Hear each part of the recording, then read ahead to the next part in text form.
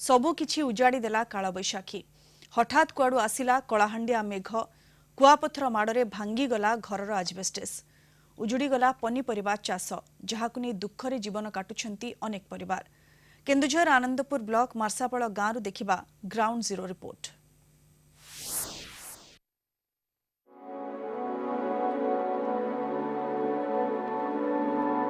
Keonjhar Anandpur block Marsapad गाँव में काल बैशाखीर तांडव।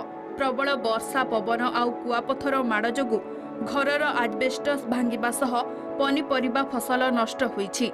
उजुड़ी जाइथिबा परिबा चाषकु देखि मुंडरे हाथ देई बसिछंती चाषी।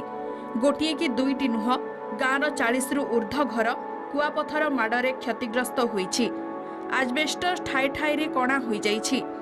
लोकंक चिंता एबे रहिबे कोठी। गला काली प्रबल मात्रा रे कुआपथर हेबा जोगु हमर घरटा सब बडे कणा हो जाइछि। खाली संध्या बेले सब वर्षा हला, घरे समस्ते थिरु माने जोरे आसिला आ प्रबल जोरे माने केजी लेखा हबो माने कुआपथर पड़ी माने घरटा पर सब बडे माने चिमचतर हो जाइछि। फसल आज्ञा तो बहुत कष्ट करा ऋण फल आनिकी सब चाष होता।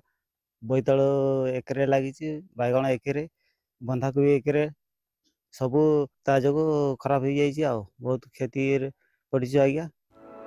प्रबल वर्षा आउ कुआपथर माड़े फसल नष्ट हेबारु चिंतारे चाषीकूल आउ परिबा अमल करी घर चलाइबाकू अंटा भिड़िथिबा चाषी एबे चिंतारे।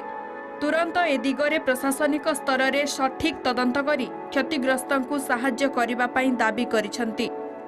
किंतु ये हठात कुआपथर आसिला, बड़ बड़ होड़ आसिला, बड़ बड़ कुआपथर आसिकी फसल नष्ट कर दे सारे।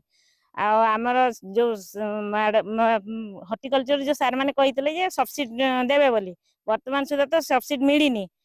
कला ढांकी की आसिला मेघ, खाली कुआपथर 1.5 किलो 2 किलो भितर पड़ला।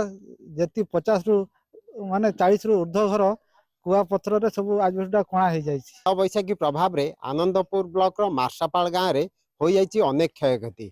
बड़ बड़ हुल पथर जोगु 40 रु अधिक घरर आजबेस्ट भांगिवा सहित पनीपरिबा सब क्षति हो जाइछि। समस्तक दाबी रही एमानंकु किछि सहाय्य मिलु बोली। आनंदपुर स्वप्नेश्वर पंडा, कलिंग टीवी।